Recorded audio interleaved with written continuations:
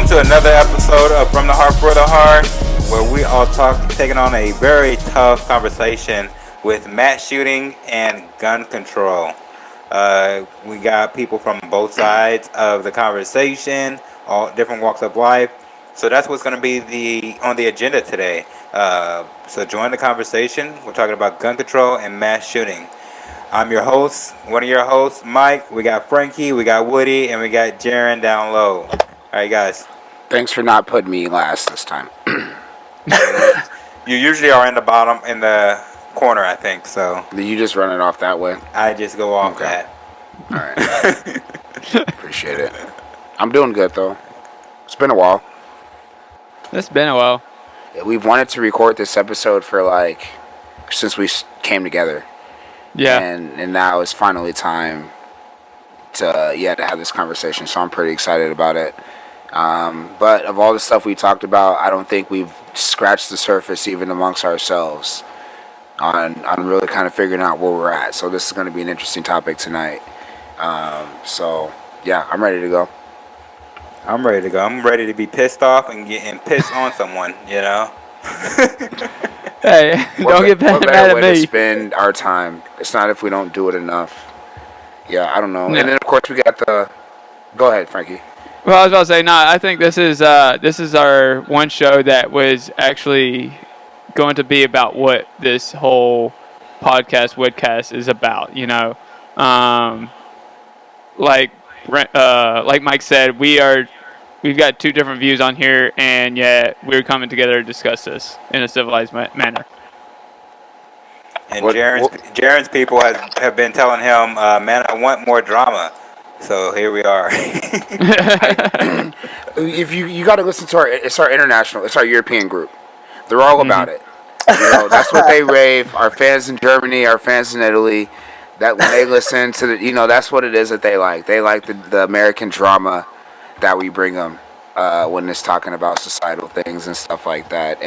But I really think what brings it home is the most important part of the episode, guys, as always, and that's the final debate. I really think this is going to be the best debate we've had so far, and it's kind of. I don't know about that. Because it's kind of developed over the course of the episodes to kind of lead to it. That's really how everything's kind of working in the final debates. You know, but this one's. I think this is going to be a good one, Mike. We're going to debate if this is a good final debate. I think is that what you're trying to do? I think the best one by far is the best boy band. Okay. I'm just gonna plead the fifth on that one. Yeah. Well, Jaren's gonna be ready to come this week, so this will probably be his first good final debate since the first. I'm not even gonna say that since the first episode because he came strong. He was ready. But Frankie threw a wrench in everything. You know, with the Beatles as well too. I love the Beatles. I love them too. That's all I gotta say. But if I didn't say, hey, who's the best rock and roll band of all time, that's not what Mike suggested for the final debate. Hey, I came with facts and also statistics to back up my claim. Google. Whatever. That's not going to rehash the past. That's old episode. You just mad that CNN didn't say it? Wow. Oh, we're already starting off hot. Wow. I was going to say Wikipedia, but... Wow. Okay. And we will be back after this commercial break.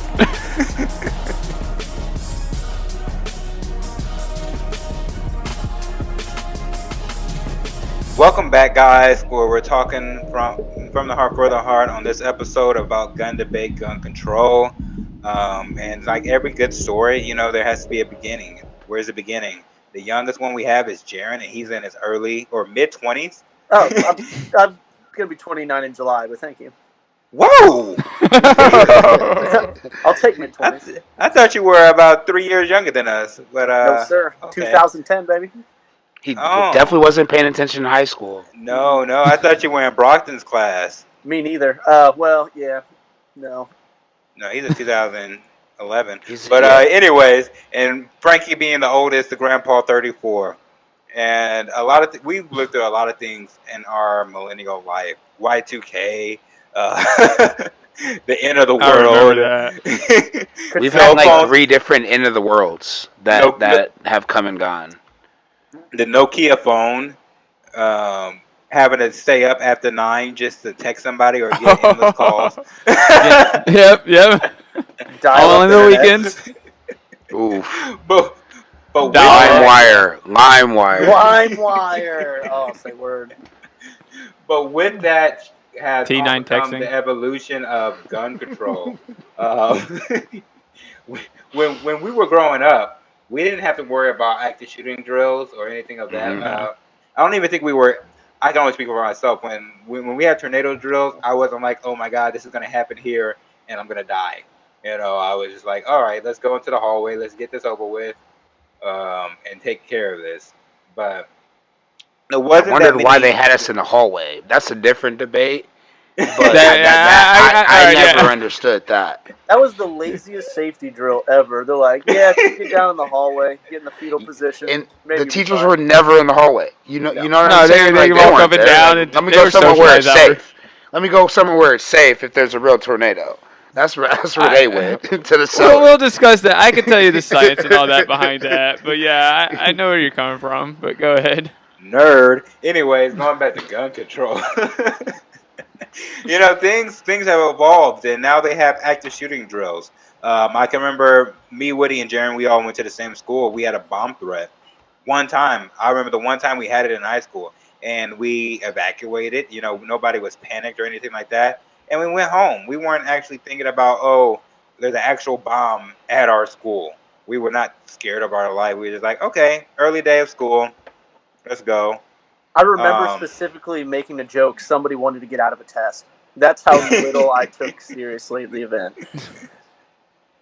I called and my now, mom and was like, Mom, I'm just literally just like this. Mom, I'm scared. There's a bomb threat. Can you come get me? She was like, literally just the way I said it. She was like, no, and hung up. Yeah, and hung up. So like, I Well, mean, that's not real. but it's not a big deal. You're not thinking No. that someone's gonna attack a school. You're not. so Brandon was the frantic one, and me and Jared was pretty much the one. No, I was like, I wanted to go home. Like, Mom, there's a bomb threat. Can I go home? Like, she was like, Wait. no, You had you're a cell fine. phone? You had a cell phone Huh? at school? You had a cell phone at school? Yeah, we weren't supposed to have them. Oh, okay. I was But going to I say, had it, we yeah. had cell phones, but I mean, we got to take them away Yeah. real quick. Nowadays, I that's a whole mean- different matter. His You know shorts that- weren't regulation height either, so. Guys, we're getting off topic. All right, this is a Wow. I serious know. conversation. It is. All right. It is. So it is. let's get back to gun control. No. So, Or gun go on debate, that. not gun So, control. I grew up in the northwest Georgia mountains. I went to this rinky-dink, redneck, bum of the woods high school, and So did we. we actually had, like, I do remember one time there was a guy that actually had a gun in his truck into high school. hmm Yep. That was Often. it. Nobody, Hunting it was, yeah, exactly. Nobody, I mean, yeah, he got in a little bit of trouble, but it wasn't a big deal. We didn't have to go outside and congregate, or I don't know what they do for hunting or active duty or active shooting drills. But, I mean, we found out through rumors through school and everything else. Yeah, the police came, looked at him, and like, okay, cool. Kept it in the principal's office. End of the day, he got it back. Why he had the gun? He was going to hunting after school. I mean, There's the kids truck like was that at our locked up. school too. Yep. Yeah, We so didn't, I'm and we didn't sure. even tell on him. No police. No. came. We No, just left but their truck all day. but nowadays, I mean, that happens, it will be on national TV. National. hmm And you know what? I've seen a bunch. What's the story, Jaron?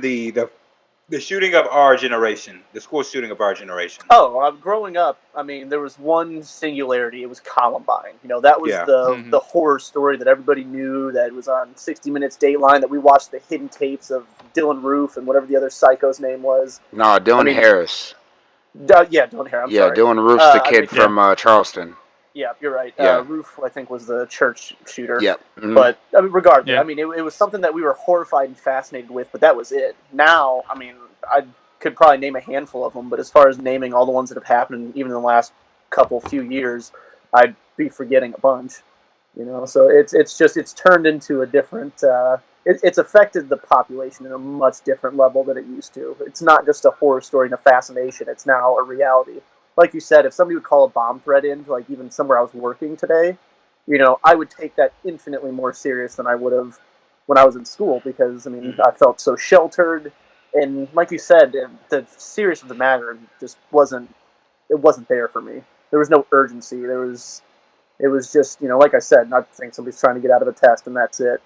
Now, there's been so many cases that, I mean, even just like you said, if you would have said, hey, I think somebody has maybe a gun in their truck from hunting, even, you're going to have SWAT there. I mean, they're going to be taken out. There's no excuses for that anymore. And, that's a different discussion. But real quick, just to correct ourselves, it's Eric Harris and Dylan Klebold were the guys' names. I did too. Hey, can you guys just think about the emotions that you had? I think it was like 9/11. It stopped our world a little bit. It was a single event. But now you hear of so many shootings happening that it's like, oh, like we care, but it's like, oh, it's just another shooting. Well, you're absolutely right. After Columbine happened, I do remember the schools started passing around new rules that we had to abide by. Like one of the things was like all males had to tuck in their shirts. That way everybody could see your waistband, so they couldn't tell. We didn't have the funds for like the metal detectors, but if we had the funds at that high school, I'm pretty sure we would have had metal detectors. I don't really recall really knowing who our resource or the police officer of the school was until after Columbine, And I don't know if anybody who could get paid for more for doing less because all he did was just sit there most of the time, But they started passing around so many more rules and more restrictive rules on the students, There was talks in my high school getting school uniforms for the longest time, Yep. Just to kind of do it. I think at one time, like they were talking to us about all book bags had to be clear so people could see inside of them and stuff like that. There was so many repercussions from Columbine alone. Think about some of the stories though that came out about that. Like, like before we were talking about it, how the entire like school shooter profile was formed from these two kids almost. Oh yeah, or at least what it came from. Two kids that were possibly bullied, who were into violent video games and things like that. Worship the devil is always what pops up with kids like that who are gothic, wear the dark clothes and stuff, the trench coats. If you guys remember, I don't even think this was ever confirmed, but he one of the shooters asked one of the girls if she believed in God. Yeah. Yeah, and she said and he shot her. There was a book written about that afterwards. Okay. So there was just all this extra stuff that came out of it that fed into the hysteria at the time that these two, and that's what made it even more shocking. That something like happened, and even at our school, like Frankie, we didn't have that stuff. Shit. Why is Siri talking? Sorry. But our school, Frankie, we didn't have that kind of stuff. We didn't have metal detectors. We didn't have resource officers. If you got in a fight, you got arrested. You were taken in handcuffs, but that was pretty much it. But it was the hysteria that was built up from it.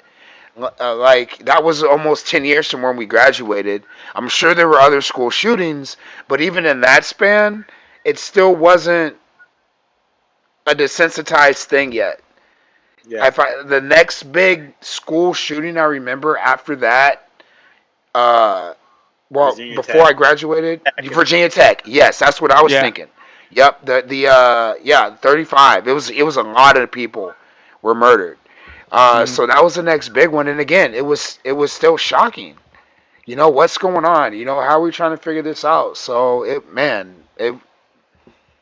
don't know. It definitely shattered our idea of what was supposed to be a safe place. It did. It hurt everybody so much.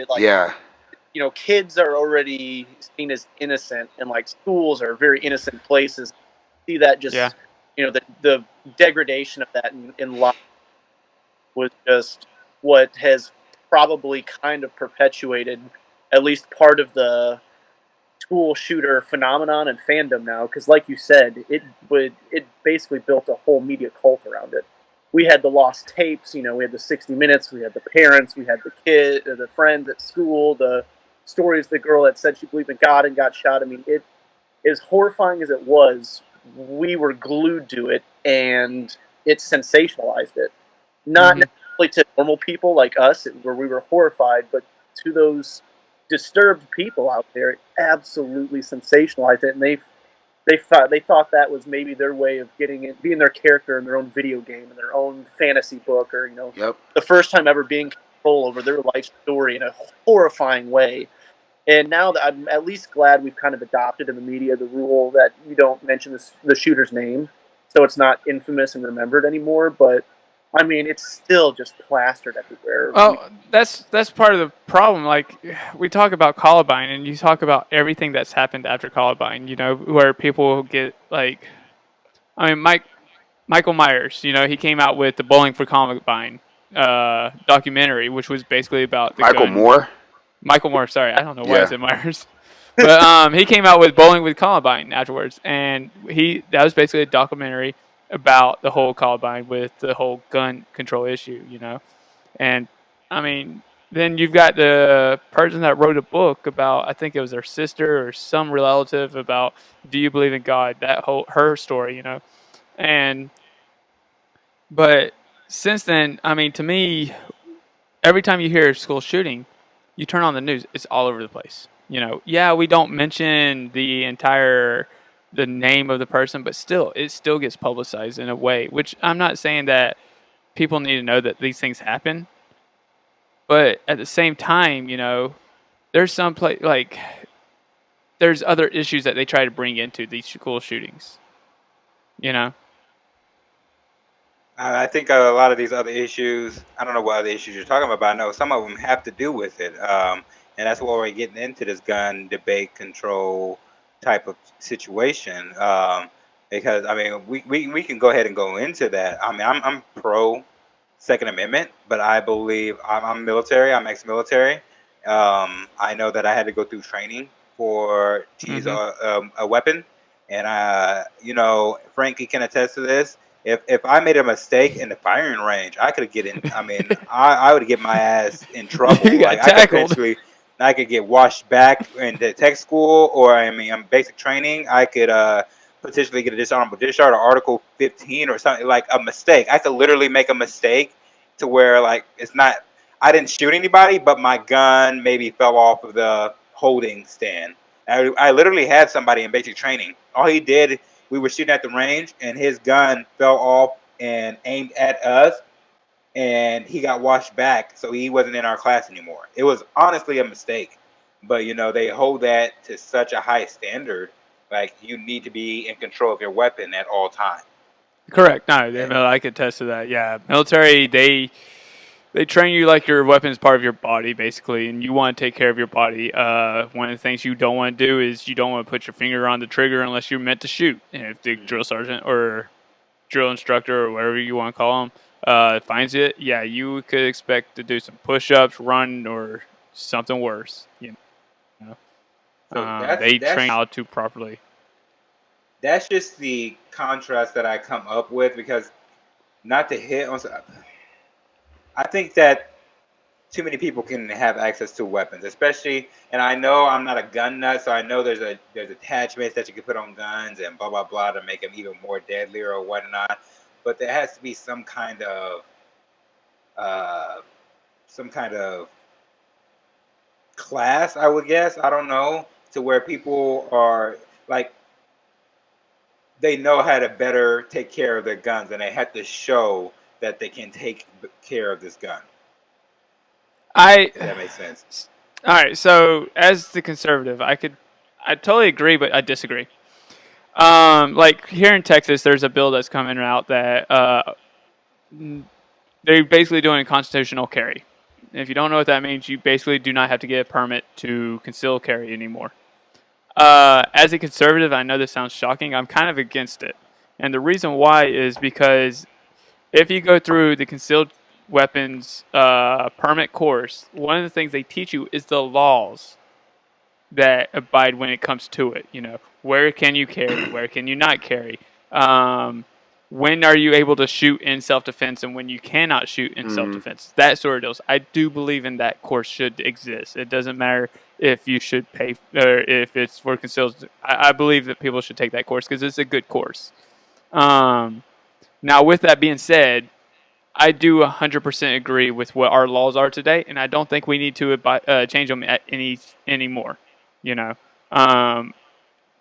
There's a lot of people that say we need some different laws or more stricter laws. To me, the laws are already strict enough where they restrict the people that shouldn't have the guns to get the guns. Now, with that being said, I do realize that some of the people that are doing the mass shootings, we'll talk about mass shootings, they shouldn't have had the guns to begin with. So, Some of them go don't, ahead. though. Several of them have been taken from family members or elsewhere. I mean, that's a problem of them just obtaining firearms that they shouldn't have had. I think the only one that I can think of right off the top of my head was maybe the Christchurch guy who was an ex-Navy, and he had a dishonorable discharge for domestic violence against his ex.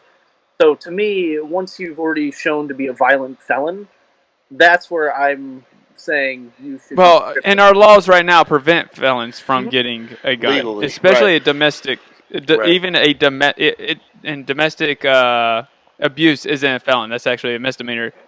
You can't own a gun if you're a domestic abuser. But also, like, I've heard people say, well, we should do a psychological test on people if they buy a gun. I totally disagree with that. So it's not. You're right. Because you can't do that. Test somebody to if they're gonna own a gun. That is a little bit weird. I can't think of anything else you got to be tested for. Like that in order to be able to to own. But there's something to a re-education, a realignment, a reconditioning, almost somewhere, because we're a violent society. Well, our country was formed in that violence. It is. When I say civilization, Western civilization is. Yeah.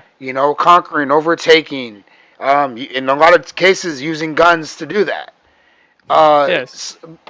And that's where I guess I'm going with it. I don't want to veer too far away from it because it is going to tie into it. But that's got to, because let's look at these mass shooters, these public shooters. Let's look at Eric and Dylan. Going back to them, from what we did find out, the guys, they weren't happy. The influences that they were pulling from were dark of nature, were violent video games. And I'm not saying that's what causes people to do that. I play Halo, I play Call of Duty, I do those things too, and I'm a completely okay person. But we've all been in those chat rooms. We've all listened to people talk. Like, if I was a weak-minded person, a person of a weak constitution, being in that kind of world I could see how somebody, would draw into that, in a weird way and want to go practice that or want to take their anger out in that way. So there's got to be something we have to pinpoint on and nip to quit allowing this to happen. I think everyone should own guns just like the rest of you guys do, but this is an issue. I don't. I don't believe that. You don't believe what? That everybody should be able to own guns, or majority of society should be able to. But we got to figure. I'm saying you should have a right to. He agrees with the laws that way. Yeah, I agree with the Second Amendment. I'm not saying I'm pro guns. I'm pro gun ownership, but there has to be. See, I'm pro gun ownership for the reason of self-defense or hunting. That's right. That's where I draw it. Just having weapons to go out and just, like, people are like, that's the reconditioning. I have guns to protect myself from the government. Like, dude, if the government fucking wants to destroy you, it will destroy you. Okay, you don't have the training. Reconditioning is such a bad term for it. No. That's what I mean by a violent society. That's what I mean by violence. We're not doing any of the crackpot far ass right, Idaho, conspiracy theories. No. The Second Amendment, right, to me, and all right, I'll just That's go what the ahead and Second say it. The Amendment is Second for. Amendment, to me, is to protect yourself from a government, a tyrannic government, if our government ever becomes that way. And the reason why it's written that way is because our founding fathers had just fought for their rights. And the worst thing they wanted to see their future country happen was a tyrannic government come in and start taking away rights. I know you say the U.S. military come in and destroy it because I believe me, being military, I've seen the equipment the military uses. There's nothing that civilian power will ever match to um, the United States military. But at the other side of the token, though, we still have people in cages with freaking just rifles that are still beating our ass sometimes in battle. We have Vietnam that just use freaking their terrain and rifles to beat us. You know, But don't say you dude, can't say like, that we can't fight against the United States but military. It can we're happen. not. No, But I'm not we're saying we not. can't fight, and I want to get Jaron in here because I know his audio is I terrible. know. But I'm not saying they can't fight. I'm just saying that they are not trained. I mean, you got to be organized. You got to. It's not just as simple as I'm going to go outside and just start shooting people to protect my home. That's not what you got to have some kind of You you got have to to have have some some kind of sort of training. tactics.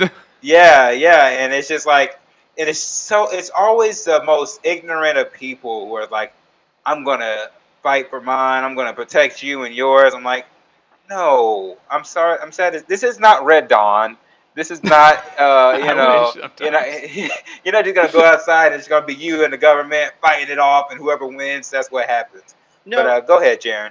and like you make the joke about Red Dawn, but outside of us fighting ourselves and early on against the British, our gun ownership is one of the core reasons we've never fought in a conflict. Here.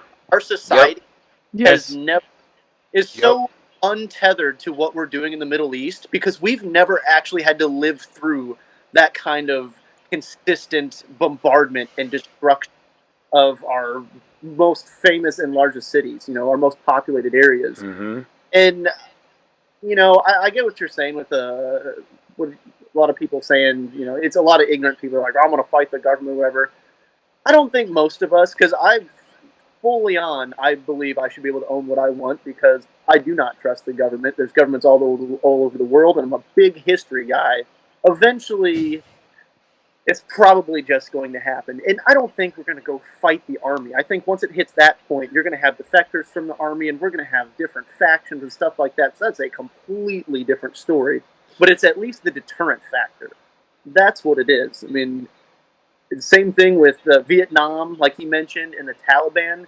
We absolutely crushed them, but they were such a pain in the ass for so long that we decided it was not worth it anymore. They had the longevity, outlived us, and they got to go back and create But societies. that's because we didn't have like an actual objective when we went. But that's something tied to But I think that's also, part of it as well. But the deterrent factor, that's No. I mean, as far as no. Vietnam and the Taliban and Iraq, But also, But yeah, no, you're absolutely right. But also, everybody tends to gloss over one other fact about the gun ownership here in America. That is actually a very big security thing for Americans. For example, That's what if you he's go back saying. to World War II, a lot of people would say, hey, if Japan went on to continue their bombardment after Pearl Harbor, they could have probably made it to the Mississippi River before they met resistance. yeah. Right. But Right. the admiral straight up came out and said no, because the American people are armed, and we cannot fight a fighting force like that. He said there would be a Yep. weapon behind every blade of grass. Yep. Yep. Correct. Which is a huge. Yep. That's the reason. And Yep. I don't know how many of y'all have traveled to other world countries or anywhere, but a lot of them, a lot of the rest of the world really doesn't like America, and it's because You of don't that say. fact. You don't Hold say. on. Time out. Okay. First of all, it's not us. No, Not me no, and no. Mike. First of No, all. no, no, no. No, but like that was. I'm talking. But I'm talking about like you we're. go to I know third what you world mean. countries. They I know don't what you like mean. us. Yeah. But here's the thing. Going even back to that, what you're talking about with the World War II thing. We've been fighting each other more than any other country since then. Because we don't have a common enemy. I don't know about that, but who? Give me a rebuttal. the entire Soviet Union. How many times has that been restructured? Bosnia, He's got Herzegovina, points. Slovenia, Czechoslovakia. I mean, they're still He's- going all right. through it. Israel. And Yeah, even the still, Middle we still beefed over various BS since 1945 Yep. here.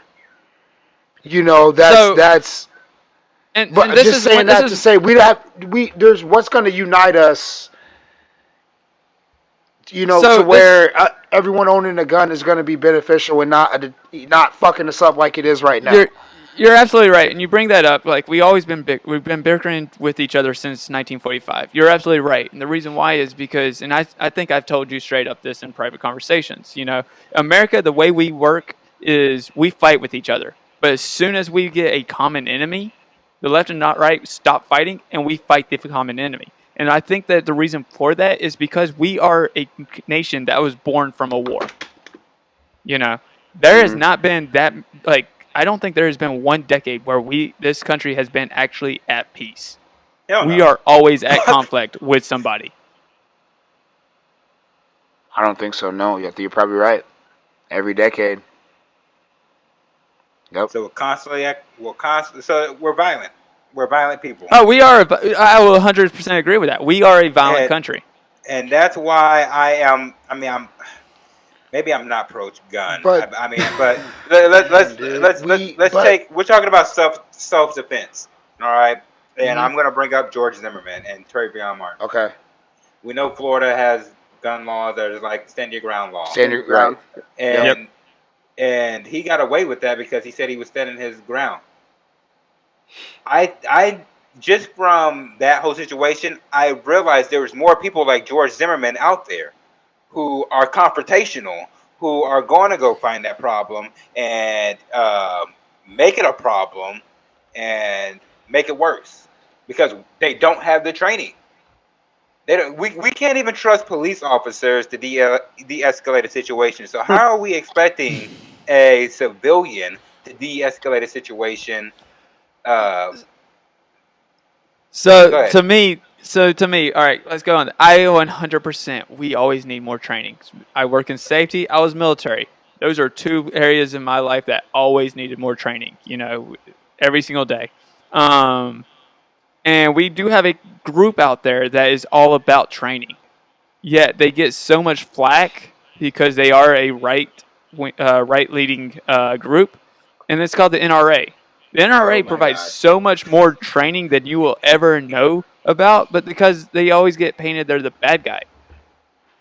So therefore, okay, we got this bad guy. I'm not going to go get trained by these right-wing guys. No. In fact, actually, that's the reason why the NRA was created to begin with, was about, hey, let's teach about gun safety. Let's teach about gun stuff, You know why the NRA leaves a bad taste in a lot of people's mouth who aren't white? Because they you never got people show up. Yeah, people like Orlando Castile, don't do that. Who was shot, and they didn't say anything. He was a NRA member. He told the police officer, "Hey, I got a gun in my car," and he still got shot right there, dead. And the NRA said absolutely nothing. So I think that's another thing, another issue that people have with the NRA, other than it being far right. See, I don't know those facts. I can't speak on those behalf. No, how come you never know those facts? You never know that story. You've never heard it. No, you both actually have pretty valid points because he's not wrong. The NRA does a very, very good job and spends a lot of their money on creating community events for their members and doing a lot of training, a lot of safety awareness. That is actually one of the top tiers for them. So they actually do a lot of decent work in that way. But I think that's why I don't give a shit about the NRA and I'm not an NRA member, even though I'm a big gun guy, is because like everything else, these bigger groups just eventually get politicized. They get cooed over by one side or the other because that's the way politics works. I mean, if they want to keep their rights, then they're going to absolutely start pandering to the side that they think is going to help them accomplish their goals. So eventually, over time, the integrity of all these organizations just start getting eroded away and chipped at until they're something too ugly for us to really look at, and we're just kind of used to them and we leave them alone. But you're right. If they're not going to stick up for every single gun owner, then get out. I don't have a lot of time for that. You don't get to pick and choose when you want to be political. You either use your full weight for everyone. Gun Yeah, owners, right? for everyone. There should be no stipulations. There shouldn't be, oh, well, this one's political because of the race of their skin. No. These are human rights, not ethnic rights or anything like that. I mean, that should have nothing to do with it. So, I completely agree with Mike's point there. I think they've become more political than they should have ever They allowed to have. be. And they don't do themselves any service at all anymore. I just looked it up real quick, and because we talked about this when we had that long conversation amongst ourselves last week. The NRA was founded in 1871. Mm-hmm. Yep. So let's talk about that as we just kind of tagged it into this last conversation as bringing race into it. What was race relations in 1871? Yeah, Whenever well, that organization was founded.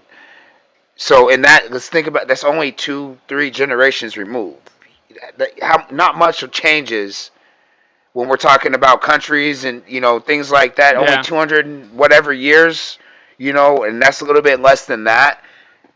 The stuff moves slow Well, as far as that goes. The politicizing, that's when the lobbying comes into play. And all that, and all those, and now we're jumping into a whole nother side of it. You're as well, absolutely right too. because the NRA nowadays they no longer spend as much of their money on education like they once was. They were founded as an educational group, and they no longer spend all their money on that. They mostly spend it on lobbyists and all that to kind of prevent to get more people gun to vote, laws. for people to get in. Exactly. Correct. That's You're it. absolutely right. Exactly. And to me, I'm not going to say I'm not a member of the NRA. I'm not. You know, have I participated in some of their training? Yeah, because some of their training's really good. I can't turn down good training. But at the end of the day, though, to me, I don't see the call for more gun control laws. Now, I do see some lesser laws when it comes around guns. Like, for example, we talk about school shootings. I'm a full-on supporter of allowing the teachers to carry. And before anybody gives me flack, my wife is a teacher. So I'm definitely gonna give you flack. All right, Time out. Time out my ass. No. Go ahead, because I'm gonna probably end up piggybacking you. probably. How are we gonna trust teachers to carry a weapon when one, they're underpaid, so now they're carrying a weapon, and they're supposed to supply themselves with their own weapon, bullets, and then Yeah, because it's supposed to be a choice. I don't think anybody should be forced. Okay, it's supposed to be a choice. So I agree with it being a choice. Yes. if somebody comes in there and there's an active shooter, this teacher is supposed to go to the rescue and de-escalate it. Nope. Is that Well, have you heard of this? Wait. Have you heard of the Sutherland Springs shooter that happened down here in Texas? No. No, you didn't hear it? Oh, that's right, because a lot of media didn't report it. What happened was there's this guy that came into a church down here in Texas and started shooting up the church. Guess what happened? The neighbor heard the shooting because he was right next door to the shooting, came in with his actual assault rifle, because I don't believe there's such thing, and actually shot the shooter, saving the rest of the church. I heard about that. Okay, so we're talking about a place where there are numerous of kids. They're not going to stay calm. Okay? The scene's going to be chaotic. The scene's going to be chaotic. People are going to be running everywhere. A straight bullet could, like, is that? Let's say a teacher fires back at the shooter, and that bullet hits a kid that isn't the active shooter. Is that teacher now going to be held responsible for shooting that when all she or he was trying to do was save lives? Well, when you throw what ifs into it, and we could always talk about what ifs, but here's when I will actually talk about when I say that. All right, first off, I do believe in training, like I said before. All right. The other thing is the choice between the teacher. Not only that, though, but in order to obtain the gun, I see some people trying to go flack into it. Well, are you just trusting a teacher with a gun when they're underpaid and all that stuff? No, there should be the backgrounds in order to. The law still needs to be upheld on how to obtain a gun. All right, my wife right now, I can tell you right now, she's not the best shot. Can she become the best shot?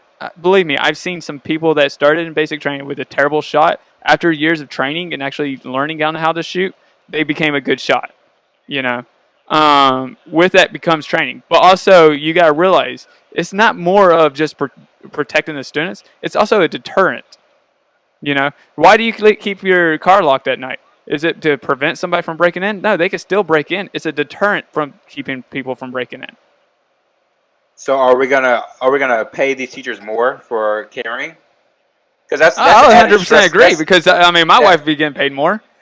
That's an added stress on their life. Now, like, But it's a stress that they accept. I'm not saying every single teacher needs to carry. It could be if you choose to carry. See, Okay. and once again, this is where probably a discussion needs to happen because, like I said, it needs to be a choice. No, you don't get to just willy-nilly bring it in. You're going to be doing some courses and stuff, to make sure you're trained to be using it around kids. Now, for me, if there's more than one teacher in that school, I don't think they need to leave and de-escalate. I think if, maybe they're in the hallway and they want to help or something like that's different, but I think they bar the doors and they protect the students that they have with them. Because if there's anybody else that can do that as well, then they've already got several fortifications, if you will, different classrooms, different rooms that are going to be probably at least avoided by the shooter if they know. So no, I don't expect, and there probably is some cowboys out there, but no, I full-heartedly would expect the training to teach the teachers how to, or resource officer, whatever, how to maintain an area and keep a safe zone, allowing to protect students instead of, like you said, going out in the hallway with some amateur panicking with the adrenaline going through them, shooting willy-nilly into a hallway full of kids, something that is going to happen. And then you have the discussion. Do you hold them accountable? Well, yeah, they killed somebody. Are they probably going to already hold themselves accountable? They'll never be able to teach again. They're not going to go to school. I mean, they're already going to have other issues. So it's I mean, like we kind of brought up at the beginning, it's a very convoluted issue that I don't think there probably is a best answer for without some sort of trial and error. So that's, I think, why I'm willing to have discussions about laws that I don't necessarily agree with, but other people think might bring some extra safety to the table. Like I said, I'm not against anything, but I think we're going to have a much deeper discussion as a society about it and leave the politics aside. We literally had this situation at Parkland. We had a resource officer or police officer who was trained as a police officer to protect that school. And what did he do? Not go inside and disarm or kill the shooter. But it's different. He ran the opposite way. You're absolutely right. But it's different when you're already trapped on the inside.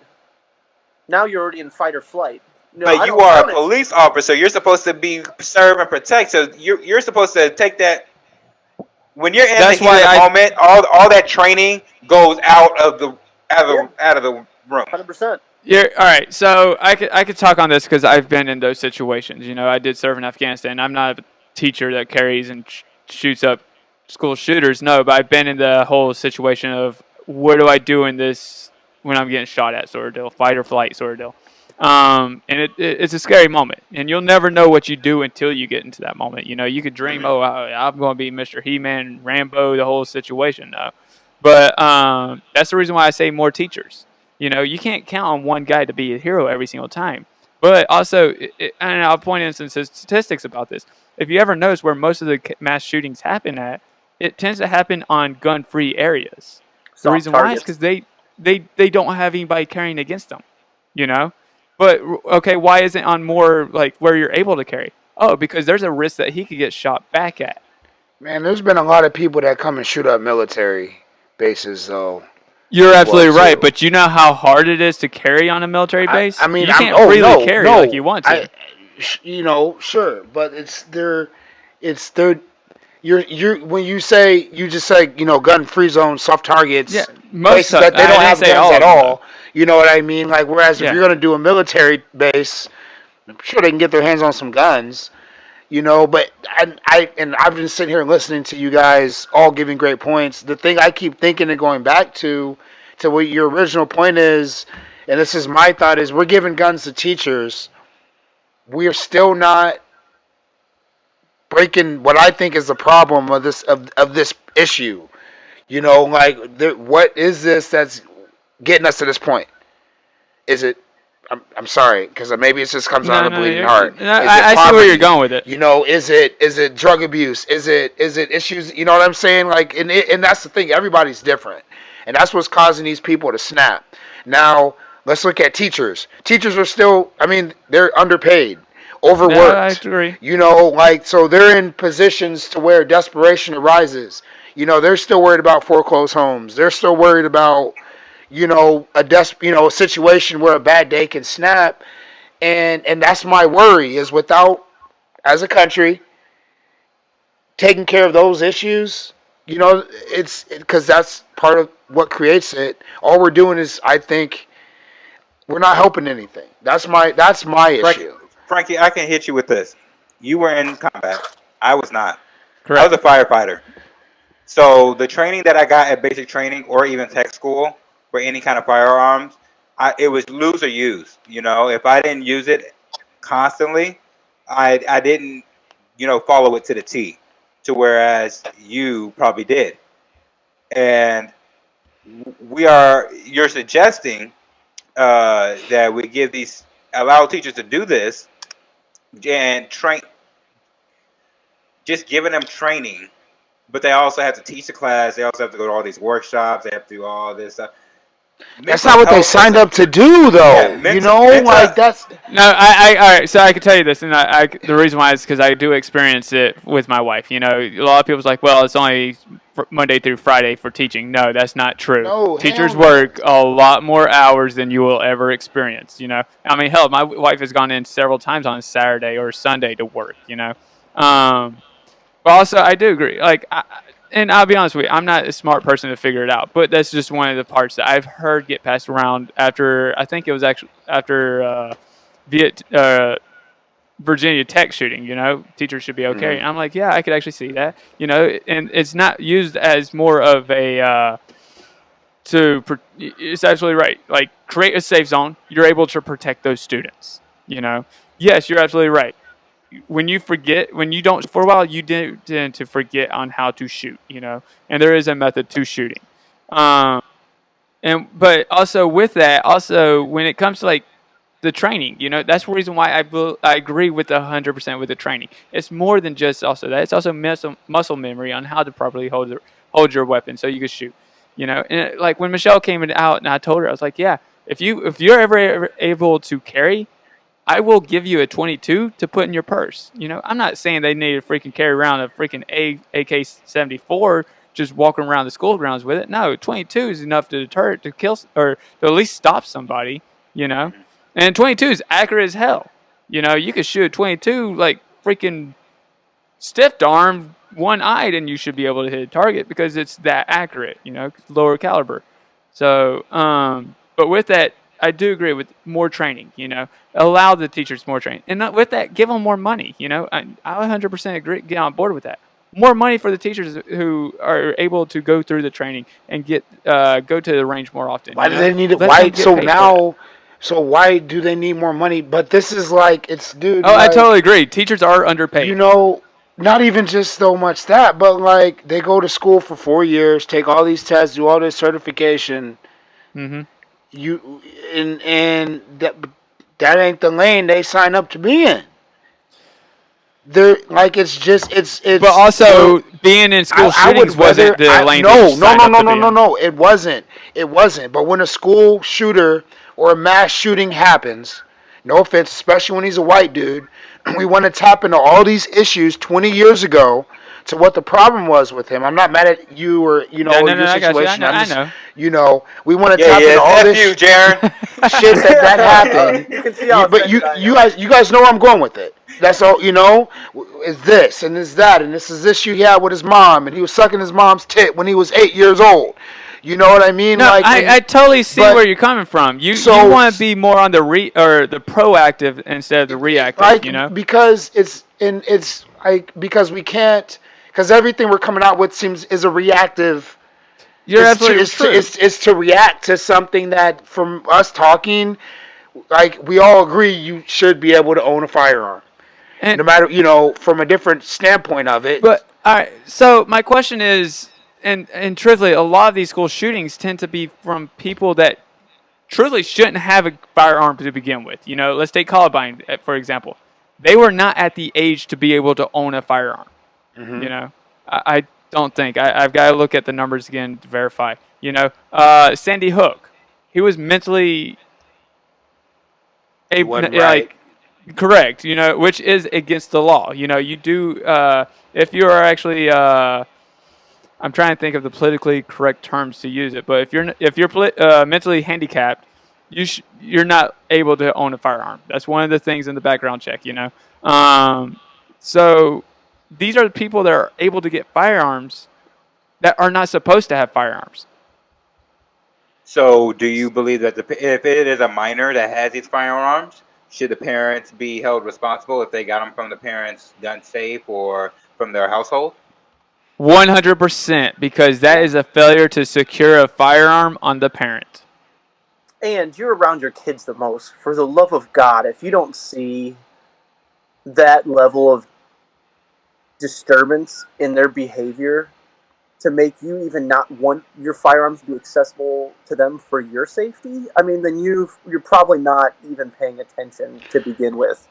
And Jaron, you're 100% correct on that, but it's one of those and bleeding heart again, and this is going to tie into another way we can go with this topic. What if those parents are working two jobs to make what if they're not home? What if they're dealing with another and I know I'm going too far with it. No. But No, you're so good. and that's why I'm asking where is the block 15 years ago since we want to pull it up?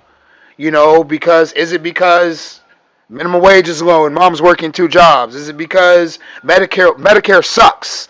And you know what I mean? So what is it that's leading to these issues to where little Johnny isn't getting what he's needing and he's continuing to spiral down this hole to where one day he grabs a gun, kills his mom in her bed, like the dude in Sandy Hook did. I think Yeah. he shot her, Yeah. and then go and he wasn't even a student.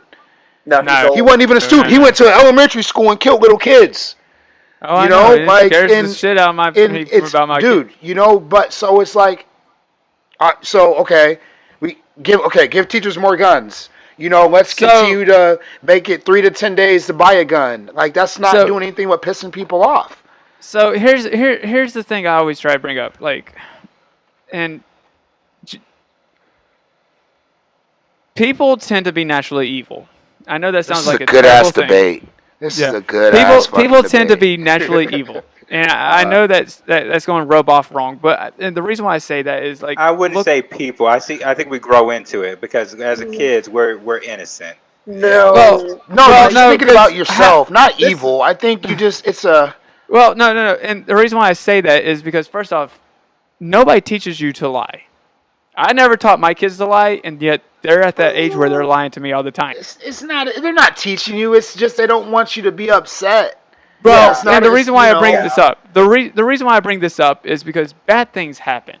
There's no way we could prevent every single bad thing from happening. It's just impossible, with the country the way we are, in the society we are, I mean, you could look at a lot of things. Like, for example, we talked about video games because that was like one of the main factors they were talking about whenever Columbine happened. You could look at movies. I mean, hell, go on any TV station, you see an action movie. What do you see? Jason Bourne sitting there being a badass, stabbing a guy in a fork. Why? You want to be like that. Bad things happen, and there's no way to stop it. But gun control laws, like even if we completely ban guns in this country, I don't think that's going to help at all. I mean, and I'll bring it Australia for example. You know, they actually did a gun ban in their country, and they actually did a gun buyback ban. So you mandatorily had to sell your guns back to the government. If you look at their statistics, violent crimes did not decrease. Yes, gun violence decreased, but overall, the violent crime rate stayed the same. Same thing There's with the other UK. ways. Exactly. There's other ways that these violent crimes are going to happen, and gun control is not the option for this. So and that's in that real quick, and Mike, you jump in. Like, so it's still a mental health issue. We know that. Now here's the thing though, the mental health issue is causing people to kill people. These guys are getting guns and automatic weapons and semi-automatic weapons to kill more people at one time. Well, So so I don't. huge lorries and driving down crowded markets and mowing down 100 people at a time. Or There's they're no, taking out they're still buildings. gonna find a way to do that. You know, even correct. if it's, No, you yeah, know, yeah, even still. and that's Like, why I went so hard on. We got to figure this out. You know, at a different stage. so Well, you I mean, agree this isn't really a gun control issue? It's more of a we've got to figure out the That's like what a I've been mental trying ill to say health. the entire night. Because You know, it's I'll be deeper honest. than Like that. one of the actual mass shootings that happened, and I want to say it could have been Sandy Hook, or no, it was one of the others. I cannot remember because they're all running together now in my mind. But the FBI knew he had a mental illness, and yet he fell through the cracks and was able to purchase The guns. dude from Parkland. Yeah. He was on I wanna say, YouTube, right? Yeah. The Pulse nightclub shooter. He was on Correct. the You know, list. to me, truthfully, you should hold the FBI accountable. If anybody's to point that the FBI. Reason why is because they I'll let add it to somebody my like that. list. I'll add it to my list for the FBI. I think that's what drives me nuts about this debate because, like I said, I'm like you, man. I'm a bleeding heart. Like I will hear out anything that even if I don't even agree with you, if it'll make you feel better, I still wear the fucking masks for people just so they don't have anxiety in stores. Sure. Oh, I try not to if I have to. Mine, yeah. So I mean, I'm like that, but there's a certain extent to where everybody seems to have to take responsibility except for the federal government, and our reaction to their failures is to give them more. And that's where I kind of broke, and there's more discussions, but that's why I broke it down almost like balkanized at the beginning, where I said you almost need to take it at like a state level. So that way, if there is a failure in the system, it isn't one of these arbitrary, the FBI failed. No, Dave over there at the DNR head office in Springfield, Illinois, he fucked up. We need to go back and see if he missed anything else. And there's at least like a trail to start with. Right now, it is so probably, I'm not an FBI agent, so I guess I won't speak factual, but it's got to be almost insurmountable sometimes, the amount of crap you have to sift through. And when 99% of people are good and 1% aren't, you probably just get lazy and just start stamping to get through your day so you can get home for your kid's soccer game or whatever else. I mean, these are people too. We all have our faults.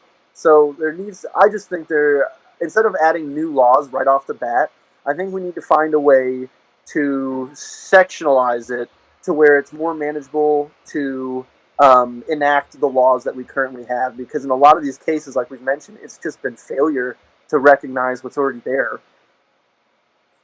There's so much. You know, guys, yeah, we're gonna have to table this talk for now. Yeah. I mean, there's so much that we can go on with this. We have to do another episode. We definitely came into this. We definitely came into this episode thinking we're gonna have to do a multi-series, probably episode of this. So if you came here with this episode looking for the solution, I'm sorry to tell you, it's not gonna happen tonight or whatever you listen to this. But we are gonna continue to have this talk. We'll be right back after this little short transition into the final debate.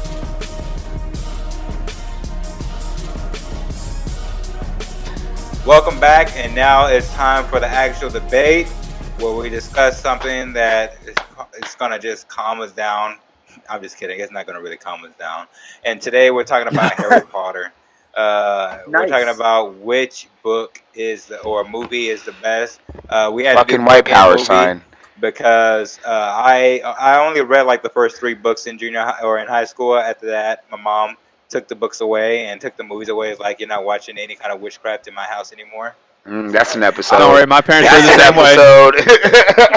My parents were the same way. They said, "Nope, that's witchcraft. You can't stop. You can't I read it that." under the covers just like Harry did as a kid, dude. Like, Yep. oh man. So we're Mom, just I gonna know get you're into that listening, but sorry. Yeah, mom shaming. So now we're just gonna get into that debate. I think Jaron is up to date on this debate, so you won't get anything off the wall from him this time. Let's let him go first. Just let's just see. I'm curious. When we let him go first, he always never disappoints. So I guess we will let him go first. Go ahead, Jaron. Take us away. This was not that difficult for me. I was caught between the first and the fourth, the Goblet of Fire, the Sorcerer's Stone. Sorcerer's Stone kind of was more, the more I thought about it, was more nostalgia. That's the one that I remember, like, reading with my mom before bed. Like, it was kind of like a bonding time for us at the end of the day. And it was like that, like, beautiful, like, Christmas movie that you saw. The scenery, the train, the new friends, the whole, just aura of the magic and Hogwarts, and seeing all that for the first time was just so cool. Hagrid and, like, some of those pivotal characters that you learn to love, McGonagall. So I was kind of on that one, but realistically, because I've got the entire saga, like, on the extended Blu-ray, the one that I by far watch the most, though, is the Goblet of Fire. I love the games. It's a good movie. It reminds me of the World Cup. As they got into the Quidditch World Cup, I'm a big soccer guy. Definitely. I love all those cultures mashing together, the different accents and the styles, Irish. but the magic thrown in on top. It was just like, it was such a good obviously movie. Till the end. It was such a fun, like, feel good movie. Even like as they were doing the trials that led to Cedric's death. Obviously up until Voldemort gets brought back, it's just kind of a fun, exciting adventure one, and it's kind of like before I go to bed. A lot of times, that's one of those. If it's not Lord of the Rings, I'll throw that one on because it'll help me fall asleep.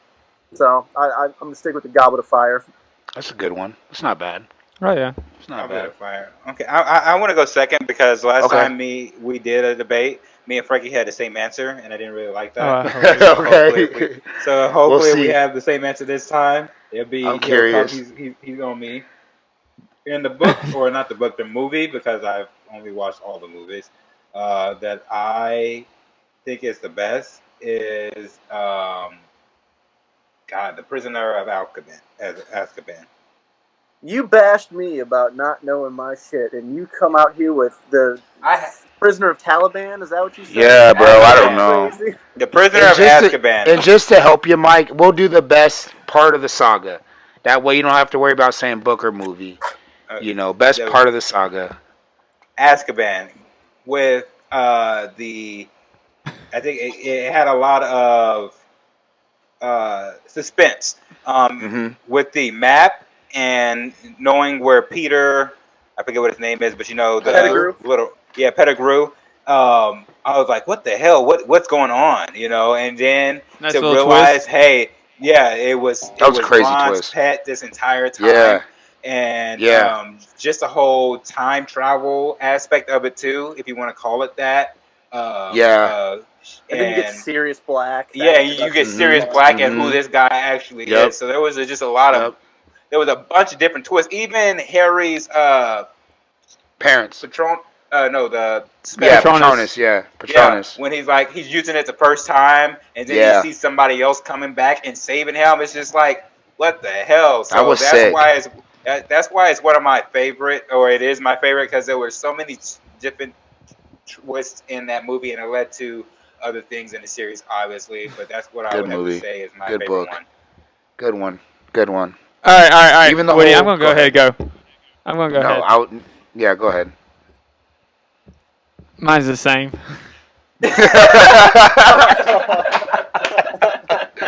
It's such a great one.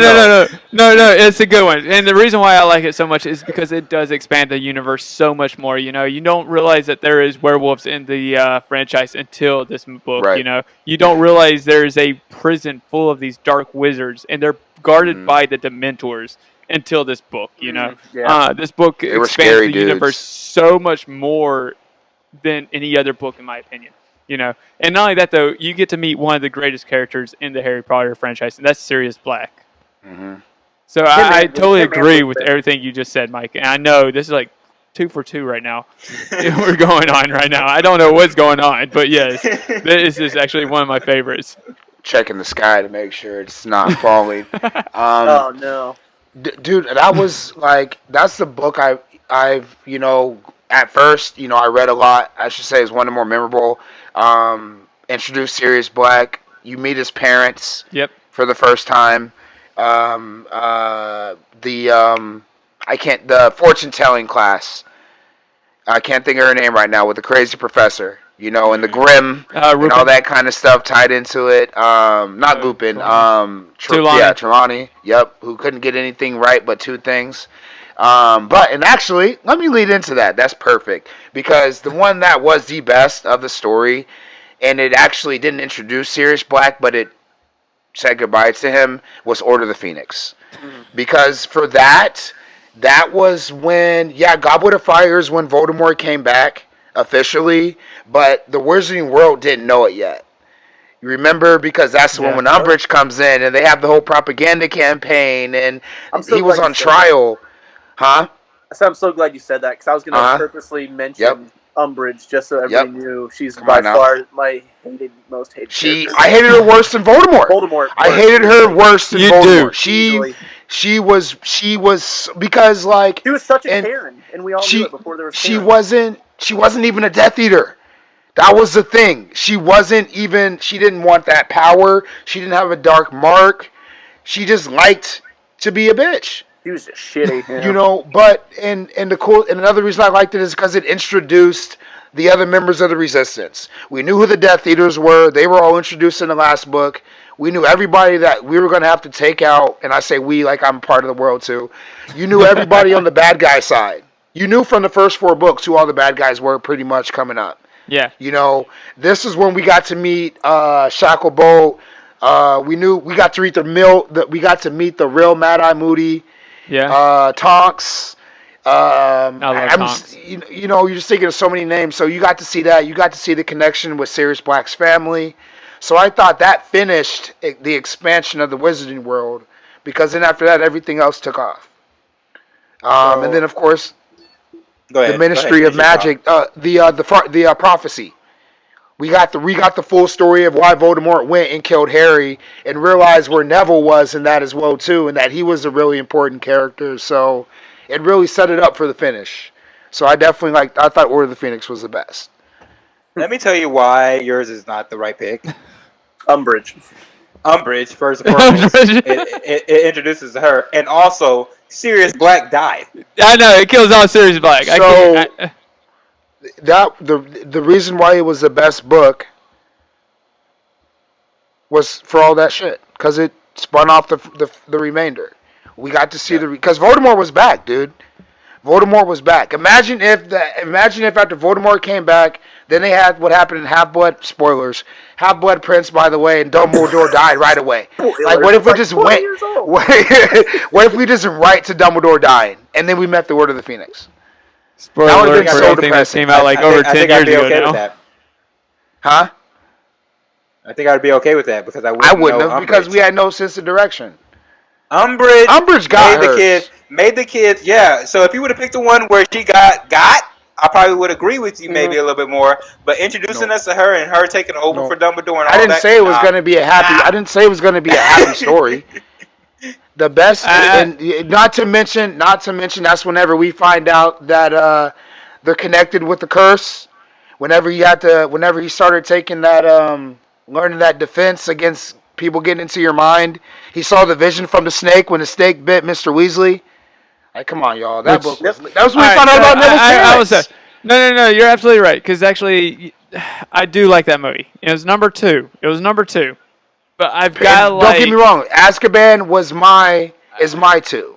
I love Azkaban so much more because Azkaban is where Harry gains confidence in his skills. You've got to realize that. Like, whenever Dumbledore's army? If it wasn't for the Patronus that he thought somebody threw out and then realized, oh, that's me that threw out, he would never had confidence in his skills to do Dumbledore's army. Jaren, who did Harry go to the Ministry with in the 5th book? Do you remember? Because if you remember, even in the book, he was like, of all the people I could have gone, whenever they escaped Umbridge, and they got on those the Thestrals, I think is what they're called. Yeah. It was him, Ron, Hermione, Ginny, But also, Luna, and Neville. But your book also throws in a relation, like a love interest that nobody cared at the end, and that's Harry and Cho. Like, Oh, what was yeah, the that point was of that so whole ordeal? weird. That was yeah. What was mean, that? I mean that's a count against it though. It went nowhere. That's a, didn't even why. I mean, that's true. that was like a Tinder I'll date. give you That was that. so That weird. was, everybody was trying to do that. They were 15. They're feeling themselves. That was, hey, they're young love, guys, young love. I will say that. Let me But how tell you quickly why did it Prisoner transition of- over to Ginny in the next one? Okay, That's why so it was weird. exactly, you brought up That was weird, your too. movie brought up a bunch of stuff. Book. Okay, so your book Saga. whatever, brought up a bunch of stuff, but Prisoner of Azkaban, like you thought the movie was over, and you thought like Hagrid's Hawk thing died, and you were all sad, and then the twist, you just leave on a happy note. When I finished watching, what is it? What is this Lord one? of the Lord of the Phoenix. Phoenix. Lord of the Phoenix. What, Sirius Black dies at the end? I'm sad because And he I was dealt dope with as shit. Umbridge the whole time. I didn't say it was a happy ending. I didn't say it because it was a happy ending. Listen, bro. After Goblet of Fire, which is what Jaren opened with. Right? I mean, we already knew we was in for it. We was in for that shit, bro. He's right. Well, the first chapter, the Dementors came and attacked Harry in the beginning of the book. Outside, man. Look. Which was introduced in our book. Yep, shit was hot, and he was ready. You're right, he was. I Because will of my say, book. Jaren, that in Goblet of Fire, I would have been one of the kids. I was pissed off that Harry's name got somehow put in that because I'm just Yeah. like, God damn it! Why? How many? I mean, I know the movie's about him and shit, but Mike, you God feel like damn. you feel like it's because he's white. That's the reason why. Exactly. Like shit. I mean, we already know he got a curse mark. Now he's in the goddamn Goblet of Fire tournament. That's the way Ron get the hell was. on, dude. That's the way Ron was. Yep. Then they became but friends again. You know what? I do like Jaren's pick because Goblet of Fire is my favorite what's movie. What's his name? From Robert Pattinson. Yeah. What's him? Yeah. What's his name? What's his character? Edward. Cedric. From the Edward. Cedric. Yeah, Diggory. yeah. Cedric. But Edward from the other movie, he Yeah. dies. You So mean that's pretty Batman now? Yeah, it's Bruce Wayne now. Get it right, yeah. We'll talk about that when we see it. He's still fucking Edward. I'm still waiting. I'm gonna, I'm still I waiting. give, as a Batman fan, I give everyone an equal opportunity when the movie Hell starts. From there, I judge you Mhm. for everything, because you got to play two roles. You got to be Bruce Wayne and Batman. So, I can but see him that's playing the another Batman. I don't know if he could play And the first Bruce time he Wayne, takes but yeah. his shirt off, I'm out. huh? And The first glitters. time he takes his shirt off, I'm out. This isn't Taylor Lautner or whatever his name is. Yeah, now, come on. I'm gonna be honest. I've never seen any of the Twilights, but guys, that was our final debate. I've never seen any of the Twilights. We're gonna end on that. The picks that we have, me and Frankie once again agreed with Prisoner of Azkaban.